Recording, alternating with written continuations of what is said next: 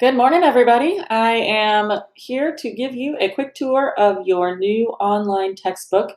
I had a few questions this morning about how to use it. It seemed to be a question for a lot of people.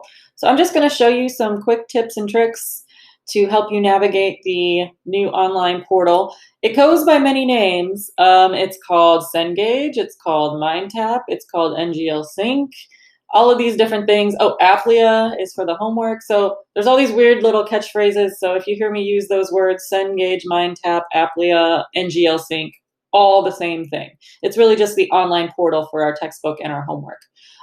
The first recommendation I'm going to make is that you switch to list view as opposed to calendar view. So calendar view here shows you the current week, but Miss Valentine is not always so great at correcting the due dates. So I recommend the list view just to make sure you're able to access what you need to access. Right now we're in chapter 1. So first of all of these other things up here, these are all supplements, just things that kind of help you get ready for the AP exam. They might be more useful towards the end of the year. But right now, let's focus on the actual activities for our first chapter, which will be due next week. So the chapter 1 has a few different things in it. The checklist, the pre-learning assessment, and the video that are on there, those are not required as of right now. I'll let you know if there ever is a requirement for that. But what you really need is the reading here and the Aplia assignment, the homework. For the reading, it's kind of weird, but you got to just click on this little arrow to expand the reading, and that'll have all of the different textbook sections, as well as a chapter review. That is not something that you have to do. It might just help you study for the quiz. And then the media library has videos and pictures from that chapter. There is another way to access the reading, and that would be to go over to the right side of your screen and click on this icon, which says full book. It's this blue one right here. So when you click on that, it opens up, that's the cover of our textbook right there. If I was assigning pages, which I'm not, I assign chapters, you could just go search for pages up here. But what you're going to want to do is look at the list of chapters. So click on the list on the top left of the textbook there. You'll notice all of these introductory things are crowding the top here. So you'd have to scroll down a little bit to get to the actual chapters. So here's the chapter we're on right now, Chapter 1, Environmental Problems, Their Causes, and Sustainability. If you click on that, that will open up all of the sections in this screen. So you'll have it on this side. Now, so both of these options, whether you're accessing it on the left side of the screen through this part of your online textbook, or if you're accessing it over here, there are the same sections, at least they should be. And you just use arrows to click through the different pages. So you go through, do the reading. Now there are tools that you can use that might be helpful in taking notes and such, and those are best done on this screen right here, because when you click on them, and I'm going specifically to the study hub, it's right underneath the full textbook. When you click on that, it'll open on this side. So I recommend, if you're going to read the textbook online and take notes online, that you use this screen for the study hub and that you use this screen for the textbook. Let me go to section 1.1 on this side here. So again, it should be the same text that you saw on the full book version. But let's take a look real quick at this study guide. Usually when you see the word study guide, you think of a worksheet that a teacher would give you and you fill in the blanks. This is more of a literal study guide for you, to help you guide your studying before our reading quiz on Sundays at this point. To make a study guide, you create that study guide. I'm going to name this one Chapter 1 study guide. And then you can also attach units to it. I'm not sure if it's just able to, let's see, included in the study guide, I want the key terms and flashcards, my highlights, and my notes. So I'm going to add those to the study guide, and then I'm going to create that study guide. So this will be accessible from this study hub at the end of the week when I'm ready to study for my quiz. So the items that you'll find in here, the custom flashcards and the key terms are already there because they're attached to that chapter that I selected. Any highlights and things are going to show up in this spot. So let's go ahead and take a look at the book itself.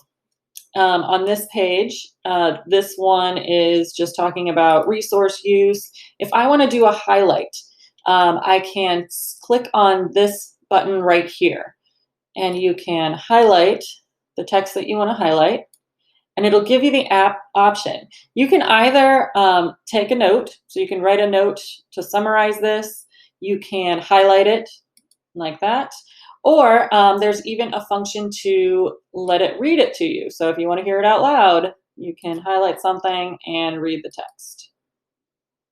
We are simply distinguishing between countries in terms of their... So that's an option. There's also a setting to be able to change it to Australian accent. So if you're interested in changing either the gender or the accent of your speaker, you can do that. I can't remember exactly how to do that, but there is a way to do it. But you can have it read to you. You can also, let me just take a note on this one. I have no idea what I'm actually highlighting, but less developed countries, blah, blah, blah.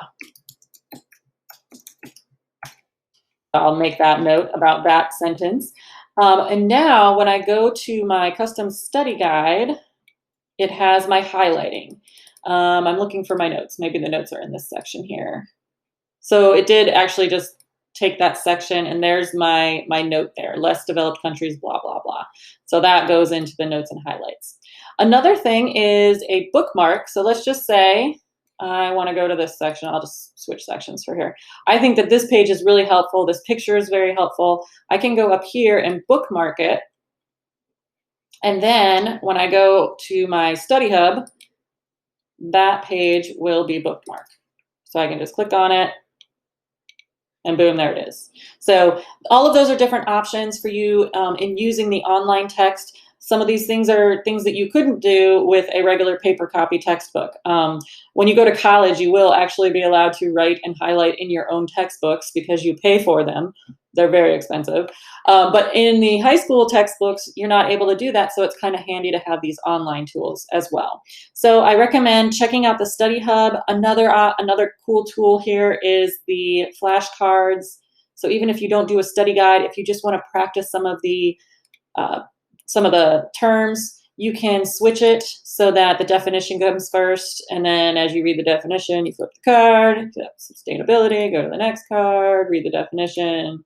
So there are flashcards there, and you can also create your own flashcards. So if there's a word in there that, if there's a word in there that maybe the textbook doesn't define, but you need a definition for, or you want to practice it, you can create your own card.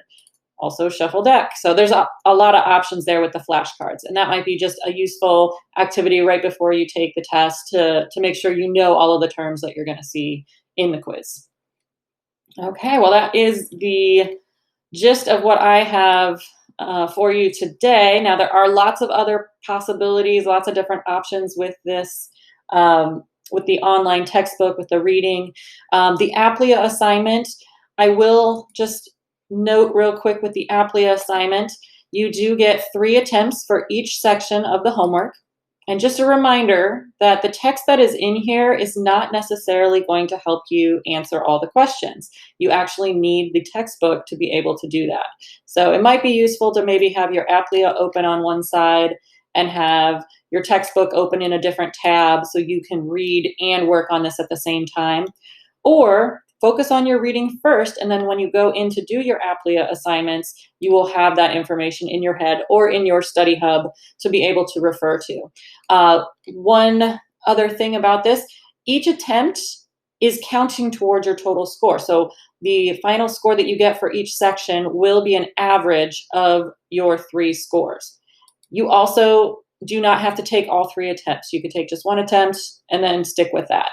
There are some, or it does actually show you the ones that you got wrong so that you're able to correct it, but the worksheets will be different on each attempt.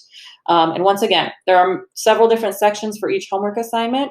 Make sure you have completed all of the sections, as many tries as you want to before you submit the assignment. But you do need to make sure to hit I'm done, great assignment now.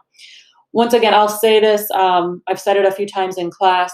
It takes a little bit of time to get used to the APLEA homework assignments. So take your time. It helps to work with somebody. I believe that the trials line up with one another. So if I wanted to work on this with my friend in class, you could both work on the same page together. And then the second try should be the same. Let me know if that's not the case. But it does help to work with a partner sometimes, especially when you're getting used to the online homework, to the APLEA homework. All right, well, that's all I have for you today. Please let me know if you have any questions about the APLEA homework, about the reading, and happy studying.